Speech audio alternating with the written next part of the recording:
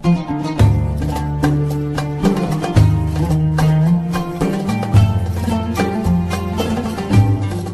Library پر آپ سن رہے ہیں مرزا ریاض احمد کی عقیدت و مودت سے لکھی گئی کتاب رخ مصطفیٰ۔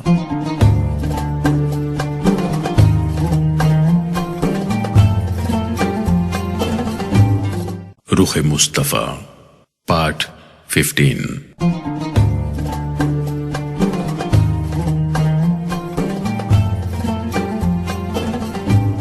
سراقہ بن مالک کا تعاقب۔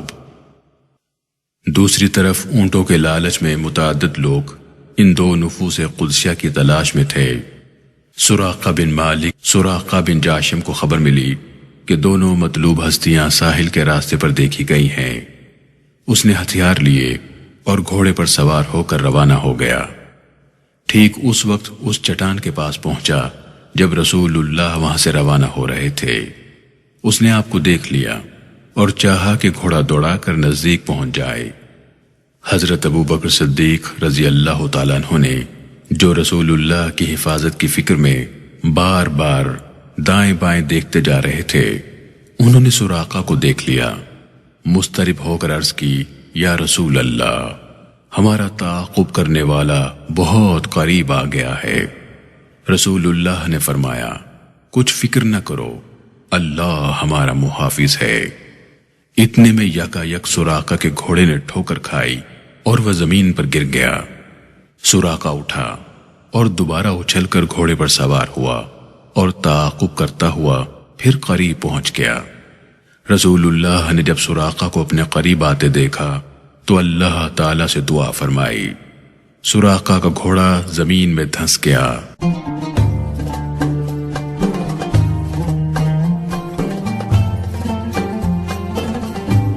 اس نے بہت کوشش کی کہ گھوڑا پاؤں باہر نکالے، لیکن کامیابی نہ ہوئی۔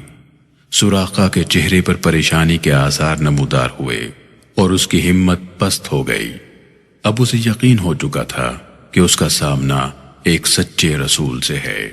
نا امید ہو کر اس نے امان طلب کی اور کہا، میں سراقہ بن جاشم ہوں، آپ مجھے موقع دیں، میں آپ سے بات کروں۔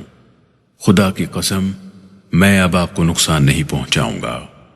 رسول اللہ نے دعا کی تو گھوڑے کے پاؤں زمین سے باہر نکل آئے۔ مخبر صادق صلی اللہ علیہ وآلہ وسلم نے سراقہ سے ارشاد فرمایا، سراقہ، اس وقت تمہارا کیا حال ہوگا جب کسریٰ بادشاہ کے کنگن تم اپنے ہاتھوں میں پہنو گے۔ اس نے رسول اللہ سے درخواست کی کہ ایک تحریر مجھے لکھ دیں جو میرے اور آپ کے درمیان ایک نشانی اور یادگار کے طور پر محفوظ رہے۔ عامر بن فہیرہ نے ہڈی یا جھلے پر ایک تحریر لکھ کر اس کے حوالے کی۔ پھر سراقہ مکہ لوٹ آیا اور یوں ظاہر کیا کہ اسے کسی کا پتہ نہیں چلا۔ سراقہ واپس مکہ پہنچا اور جو کوئی بھی رسول اللہ کے تعاقب کا ارادہ کرتا اسے یہ کہہ کر واپس لوٹا دیتا کہ وہ ادھر نہیں ہے۔ سیدنا فاروق اعظم رضی اللہ تعالیٰ عنہ کے عہد میں مدائن فتح ہوا اور کسریٰ کا خزانہ مسجد نبوی کے صحن میں ڈھیر کر دیا گیا۔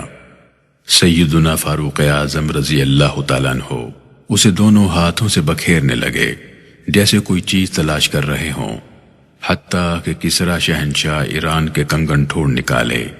سراقہ کو بلا بھیجا اور یہ طلائی کنگن اس کے ہاتھوں میں پہنا دیے۔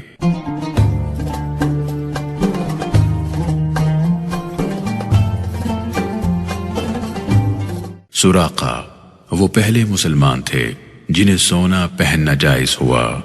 یوں رسول اللہ کی پیشن گوئی 13 سال بعد پوری ہوئی۔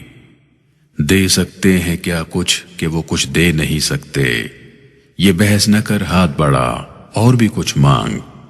وہ لوگ جو کہتے ہیں کرم ان کا ہے محدود، ان لوگوں کی باتوں پہ نہ جا اور بھی کچھ مانگ۔ رحمت کا ہے دروازہ کھلا، مانگ ارے مانگ، دیتا ہے کرم ان کا صدا، مانگ ارے مانگ۔ معبد کا رسول اللہ کا حلیہ بیان کرنا۔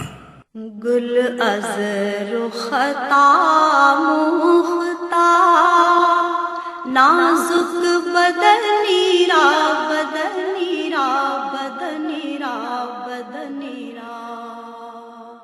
رسول اللہ صلی اللہ علیہ وآلہ وسلم اور ابو بکر صدیق رضی اللہ تعالیٰ عنہ اپنے ساتھیوں سمیت مدینے کی طرف روانہ ہو گئے۔ راستے میں قدید کے مقام پر ایک خیمہ دیکھا جس میں ایک خاتون بیٹھی ہوئی تھی۔ وہ ام معبد تھی جس کا نام عاتکہ بنت خالد تھا۔ وہ ایک باعزت عفت مآب عورت تھی۔ اس کا تعلق قبیلہ بنو خزاعہ سے تھا۔ وہ صلہ رحمی، حسن سلوک اور میزبانی کے لیے بڑی شہرت رکھتی تھی۔ رسول اللہ نے اس خاتون سے کھانے پینے کی اشیاء قیمتاً دینے کے لیے استفسار کیا۔ اس خاتون نے جواب دیا، اگر ہمارے پاس کچھ بھی ہوتا تو ہم آپ لوگوں کی خاطر مدارت کرنے میں ہرگز کوتاہی نہ کرتے۔ رسول اللہ کی نظر ایک لاغر اور بیمار بکری پر پڑی۔ رسول اللہ نے فرمایا، اگر اجازت ہو تو میں اس کا دودھ دہہ لوں۔ ام معبد نے جواباً کہا، یہ دودھ دینے کے قابل تو نہیں ہے، اگر آپ کو دودھ نظر آتا ہو تو ضرور دہہ لیں۔ رحمت عالم صلی اللہ علیہ وآلہ وسلم نے اس لاغر بکری پر اپنا دست مبارک پھیرا اور دعا فرمائی، اے اللہ اس عورت کی بکریوں میں خیر و برکت عطا فرما۔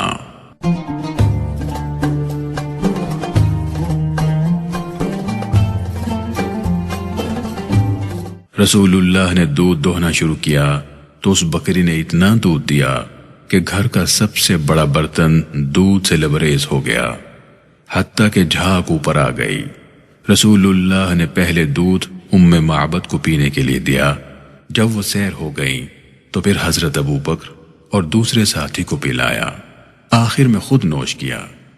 اس کے بعد رسول اللہ نے اس برتن میں دودھ دوبارہ دو کر اس کو بھر دیا اور ام معبد کو دے کر اپنی منزل کی جانب گامزن ہو گئے۔ تھوڑی دیر بعد ام معبد کا خاوند جب گھر آیا تو اس نے برتنوں میں دودھ دیکھا، حیران ہو کر پوچھا، دودھ کہاں سے آیا؟ گھر میں تو کوئی ایسی بکری نہیں جو دودھ بھی دے۔ ام معبد نے خاوند کو جواب دیا، وہ ایک پاکیزہ خصائل اور خیر و برکت والی شخصیت تھی۔ چہرہ پرسکون اور روشن تھا، حسن و جمال کا پیکر، خوش اخلاق و خوش انداز، جسم نہ بھاری نہ نحیف، پلکیں سیاہ اور دراز، آواز میں روب لیکن کرخت نہ تھی، آنکھوں کے ٹھیلے سفید چمکدار اور پتلیاں سیاہ تھی، بھویں باریک، گردن میں درازی تھی، پیشانی کشادہ، سر کے بال سیاہ، داڑھی گھنی تھی، باوقار خاموشی، گفتگو کرتے تو شخصیت نمایاں ہوتی، خوش کلام، خوش گفتار، لہجہ نرم، آواز اثر کرنے والی، بولتے تو ایک ایک لفظ واضح اور صاف ہوتا، آواز شیریں اور دلکش، سنو تو گرد و پیش پر چھائی ہوئی محسوس ہوتی، میانہ قد، نہ دراز کے دیکھنے والے کو برا لگے اور نہ اتنا پست کہ نگاہ دوسرے کی طرف جائے۔ وہ خوش شکل و خوش نظر تھے، ان کے ساتھی ان کے گرد جمع رہتے، ان کی باتوں کو بڑی توجہ سے سنتے اور اپنی آنکھیں ان کی راہ میں بچھاتے، نگاہیں نیچی رکھتے اور اپنی آواز کو ان کی آواز سے بلند نہ کرتے۔ گل از رختا مختا نازک بدنی را بدنی را بدنی را بدنی را۔ ام معبد کی فصیح اور بلی گفتگو سن کر اس کا خاوند بولا، ایسا حلیہ کسی عام آدمی کا نہیں ہو سکتا، یقیناً یہ بابرکت قدسی روح ہے جس کا تذکرہ ہم آنے جانے والوں، اپنوں اور بیگانوں سے سنتے رہے ہیں۔ قسم خدا کی وہ محمد بن عبداللہ تھے۔ تیرا چند نالوں سونا تیرے جیا ہور نہیں ہونا، یار اپنے نو بنا کے رب نے بڑھونا سونیا سونیا سونیا میرے نبی کی لکال چال ڈال روشنی میرے نبی کی لکال چال ڈال روشنی کمال سارے آپ وچ ہر ایک کمال روشنی حضور دے وجود دا حضور دے لباس دا حضور دے وجود دا حضور دے لباس دا ہے تار تار تار تار تار تار تار تار تار تار تار تار تار تار معجزات وال وال روشنی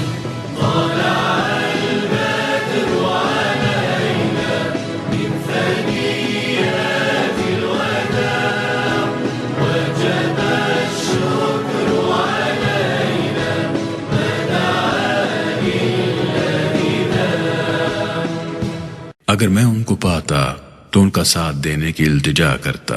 ایک روایت کے مطابق رسول اللہ کے مدینہ تشریف لے جانے کے بعد ابو معبد اور معبد دونوں میاں بیوی ہجرت کر کے مدینہ پہنچے اور رسول اللہ کے خدمت میں حاضر ہو کر سعادت ایمانی سے بہرہ مند ہوئے۔ ہجرت کے اس سفر میں زبیر بن عوام رضی اللہ تعالیٰ عنہ کاروان تجارت کے ساتھ شام سے واپس آ رہے تھے کہ ان کی ملاقات رسول اللہ سے ہو گئی۔ انہوں نے رسول اللہ اور حضرت ابو بکر صدیق دونوں کی خدمت میں سفید لباس ہدیہ کیا۔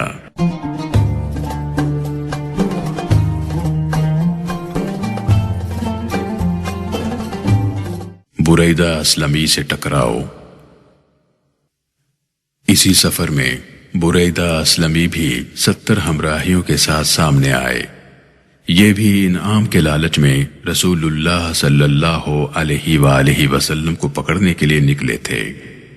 جب سامنا ہوا تو بریدہ کے دل کی کایا پلٹ گئی اور اپنے ساتھیوں سمیت ایمان لے آئے۔ پھر بریدہ نے خواہش ظاہر کی مدینے میں داخل ہونے کے وقت رسول اللہ کے آگے ایک علم ہونا چاہیے۔ رسول اللہ صلی اللہ علیہ وآلہ وسلم نے اپنا عمامہ نیزے پر باندھ کر بریدہ کو دیا۔ اس علم کو لہراتے ہوئے یہ قافلہ دار الہجرت یعنی مدینہ منورہ میں داخل ہوا۔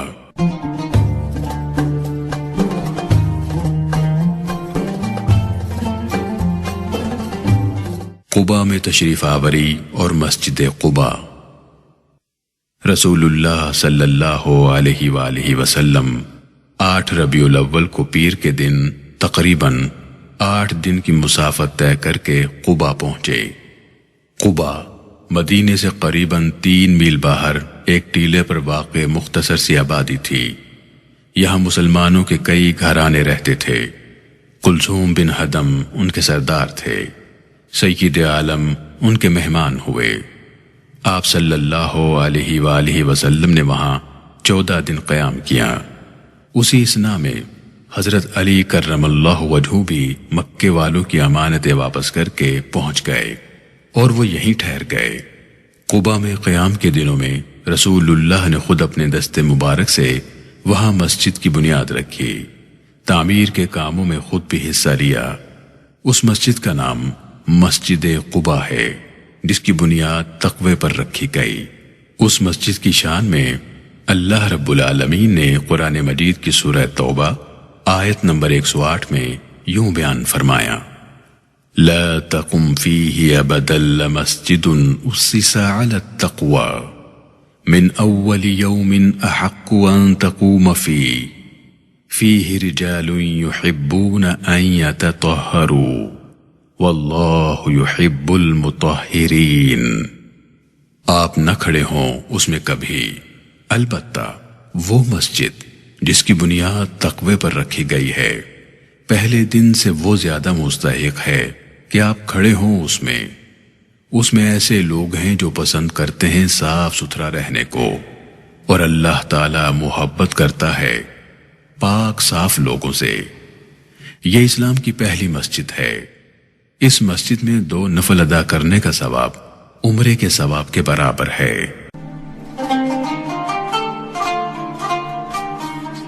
السلام علیکم، آپ سن رہے ہیں SeeratLibrary.com۔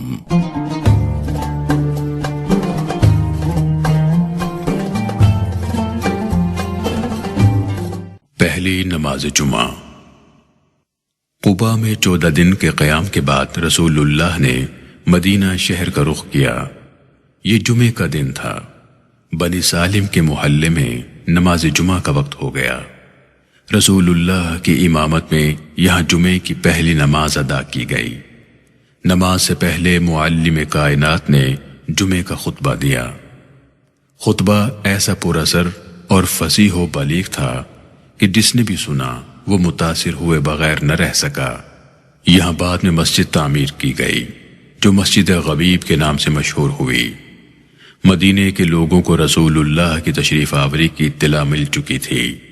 ان کے انتظار کا یہ عالم تھا کہ بچہ بچہ خوشی سے والہانہ انداز میں مدینے کے گلی کوچوں میں پرجوش اعلان کر رہا تھا کہ ہمارے پیغمبر آ رہے ہیں۔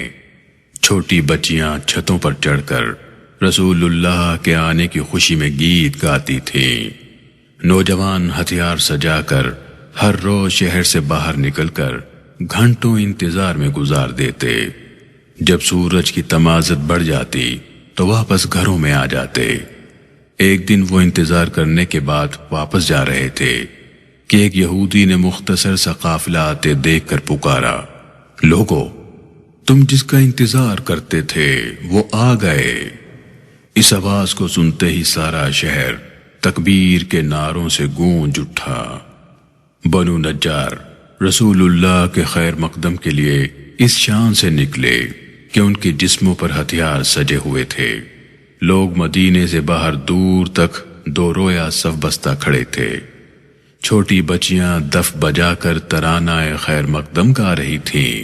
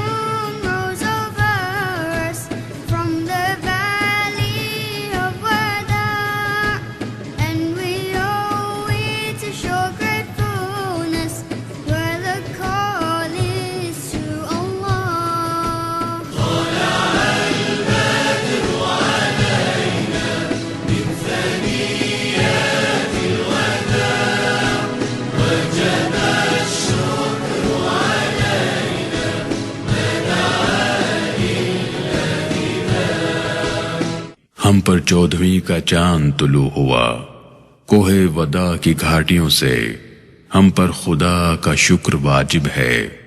جب تک دعا مانگنے والے دعا مانگیں، ہم پر مبعوث ہونے والے آپ ایسے امر کے ساتھ ہیں کہ اس کی اطاعت فرض ہے۔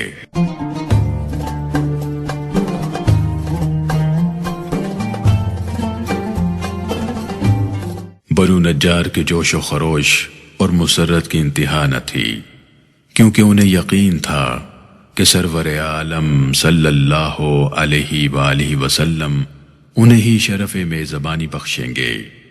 بنو نجار کی معصوم بچیاں یہ ترانہ گا رہی تھیں، نحن جوار من بنی النجار یا حبذا محمدا من جار۔ ہم بنی نجار کی بچیاں ہیں، محمد کیا ہی اچھے ہمسائے ہیں۔ رسول اللہ جب ان کے پاس سے گزرے تو آپ نے بڑی الفت سے پوچھا، کیا تم مجھ سے محبت رکھتی ہو؟ سب نے یک زباں ہو کر کہا، جی ہاں یا رسول اللہ۔ آپ صلی اللہ علیہ وسلم نے شفقت بھرے انداز میں فرمایا، تم بھی مجھے بہت عزیز ہو۔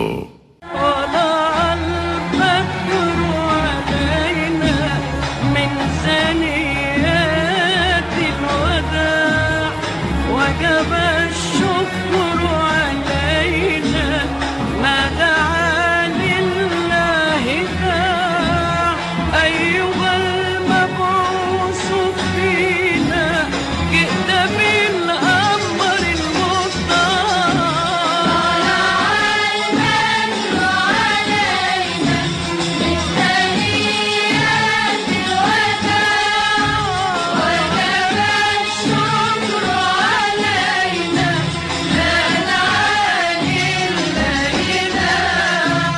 ان بچیوں کی پاکیزہ محبت کا جواب رسول اللہ نے بھی شفقت سے دیا۔ مدینے کے ہر شخص کی یہی تمنا تھی کہ میزبانی کی سعادت اسے نصیب ہو۔ رسول اللہ نے لوگوں کے اس شوق کو دیکھتے ہوئے فرمایا کہ میری اونٹنی کی رسی چھوڑ دو، یہ اللہ کی طرف سے مامور ہے، جہاں بیٹھ جائے گی میں وہیں قیام کروں گا۔ اونٹنی جب بنو نجار کے محلے میں پہنچی اور جس جگہ بیٹھی اب وہ جگہ مسجد نبوی میں شامل ہے، رسول اللہ اس پر سے نہ اترے۔ اونٹنی پھر اٹھی اور تھوڑی دور چل کر واپس آئی اور اسی جگہ آ کر بیٹھ گئی۔ وہاں سے قریب حضرت ابو ایوب انصاری رضی اللہ تعالیٰ عنہ کا گھر تھا۔ انہوں نے خوشی سے دوڑ کر رسول اللہ کا پرتپاک خیر مقدم کیا۔ ماڑی کلی سی خوشبخت ایوب دی، جتھے جا کے رکی ڈاچی محبوب دی، ماڑیاں دا پرونا اے ساڈا نبی، اچے اچے کھڑے ویکھدے رہ گئے۔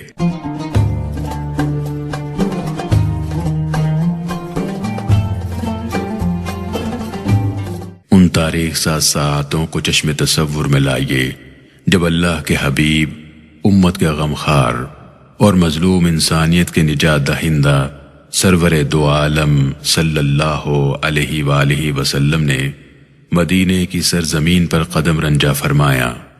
اپنے قدوم میمنت لزوم کی برکت سے خاک مدینہ کو اوج سریا سے بھی بلند رفعت عطا فرمائی اور یہ شہر یثرب سے مدینہ منورہ بن گیا۔ اس وقت شہر میں کیا سہانا سما ہوگا۔ اس وقت یقیناً گلیوں کی خاک کے ذرے ذرے میں دل دھڑک رہا ہوگا۔ ہوا کے جھونکوں میں انسانی احساسات پیدا ہو گئے ہوں گے۔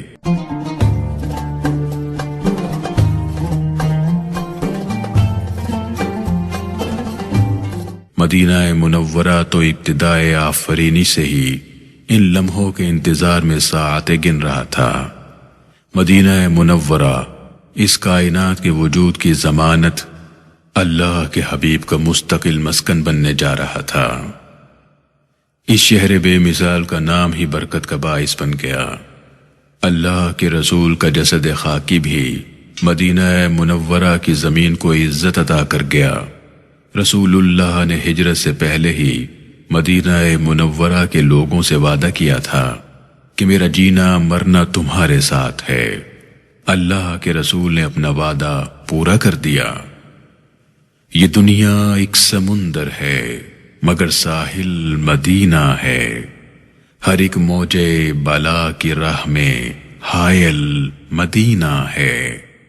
زمانہ دھوپ ہے اور چھاؤں ہے بس ایک بستی میں، یہ دنیا جل کے بجھ جاتی مگر شامل مدینہ ہے۔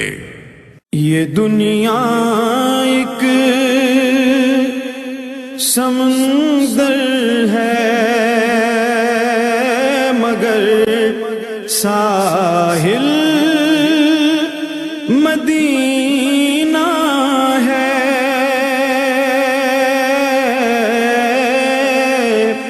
ہر ایک موجے بلا کی راہ میں حائل مدینہ ہے۔ زمانہ دھوپ ہے اور چھاؤں ہے بس ایک بستی میں، یہ دنیا جل کے بجھ جاتی مگر شامل مدینہ ہے۔ مدینہ پہنچنے کے بعد رسول اللہ کے عارض قیام کے لیے حضرت ابو ایوب انصاری رضی اللہ تعالیٰ عنہ کے گھر کی قسمت جاگی۔ 7 ماہ رسول اللہ کا قیام یہی رہا۔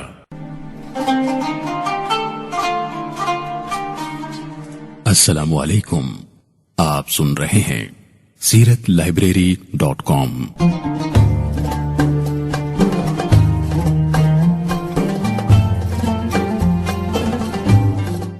انتخاب دار ابو ایوب انصاری کی وجہ۔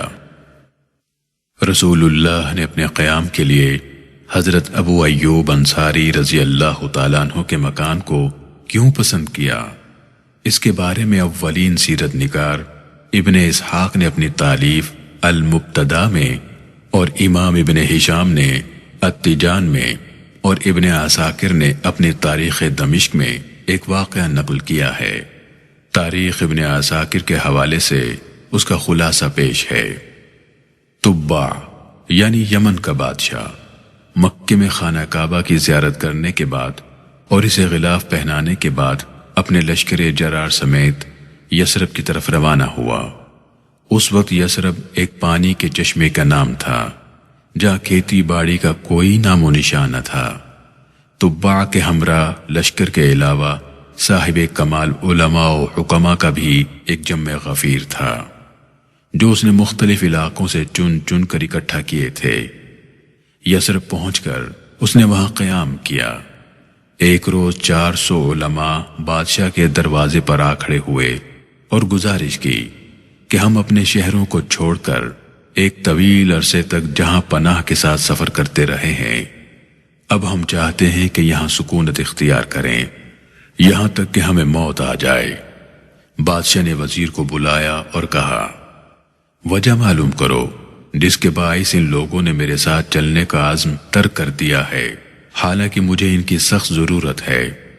وزیر علماء کے پاس گیا، ان سب کو ایک جگہ جمع کیا اور بادشاہ نے اسے جو کہا تھا اس سے انہیں آگاہ کیا۔ انہوں نے وزیر کو کہا، تمہیں معلوم ہونا چاہیے کہ کعبے کی عزت اور شہر کا شرف اس بستی کی وجہ سے ہے جو یہاں ظہور پذیر ہوگی۔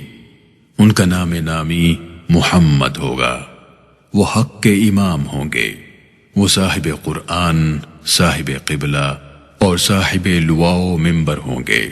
وہ یہ اعلان کریں گے، لا الہ الا اللہ۔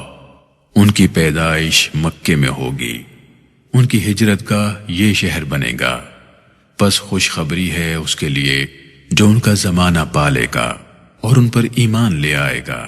ہماری آرزو ہے کہ ہم ان کی زیارت سے مشرف ہوں یا ہماری آنے والی نسلوں میں سے ہمارا کوئی بچہ ان کے زمانے کو پالے اور ان پر ایمان لے آئے۔ وزیر نے جب یہ بات سنی تو اس کے دل میں بھی یہاں رہائش پذیر ہونے کا شوق پیدا ہوا۔ بادشاہ نے کوچ کرنے کا ارادہ کیا تو ان سب نے یک زباں ہو کر کہا، ہم یہاں سے ہرگز نہیں جائیں گے۔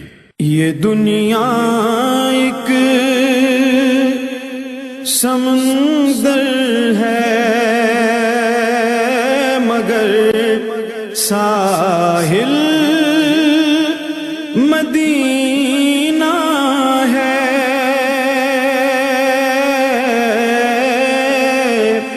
ہر ایک موجے بلا کی راہ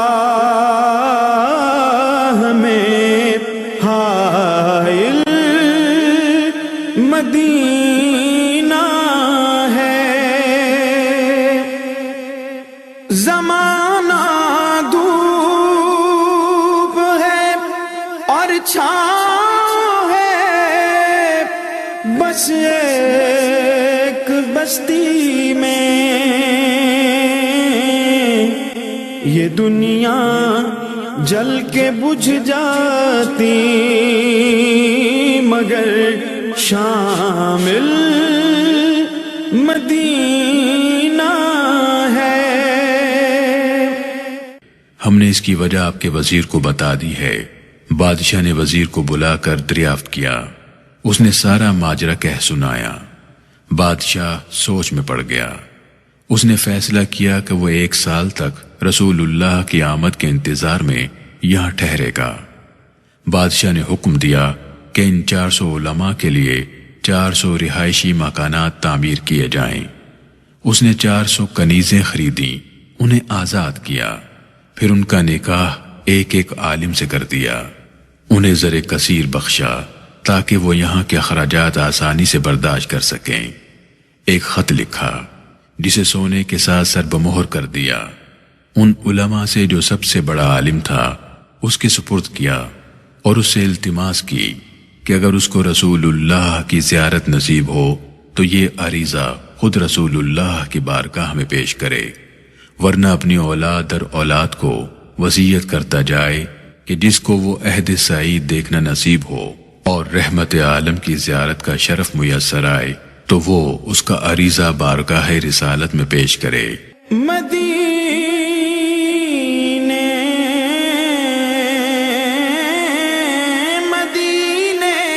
کے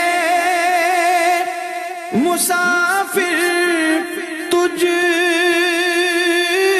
پہ میرے جان دل قربان،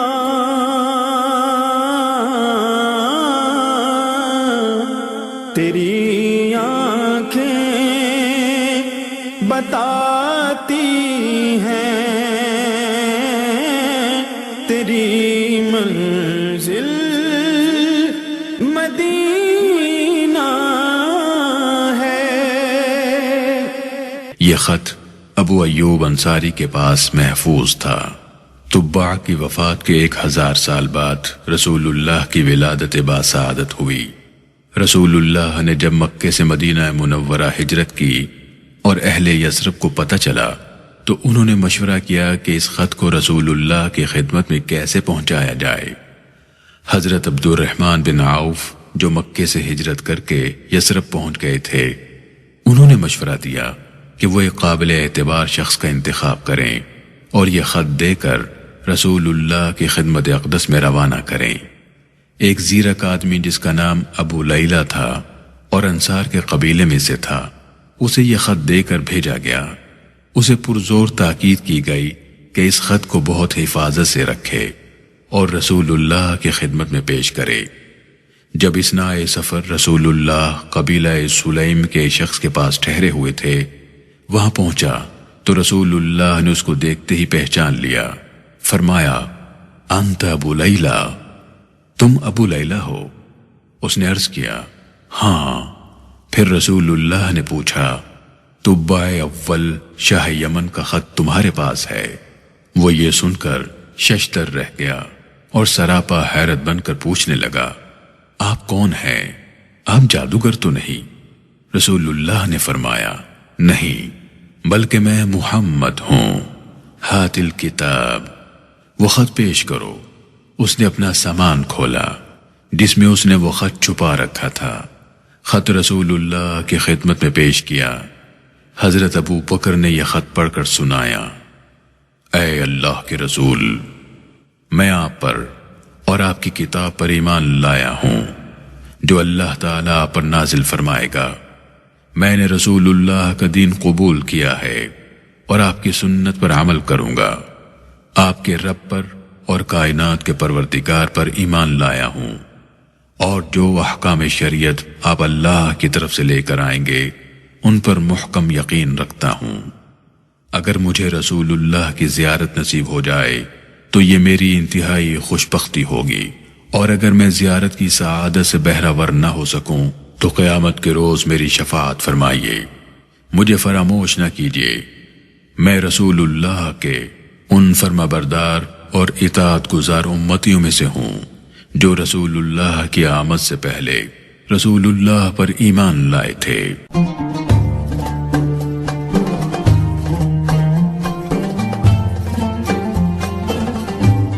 رسول اللہ نے اس خط کو سن کر 3 مرتبہ فرمایا، مرحبا بأخی الصالح، میں اپنے نیک بھائی کو مرحبا کہتا ہوں۔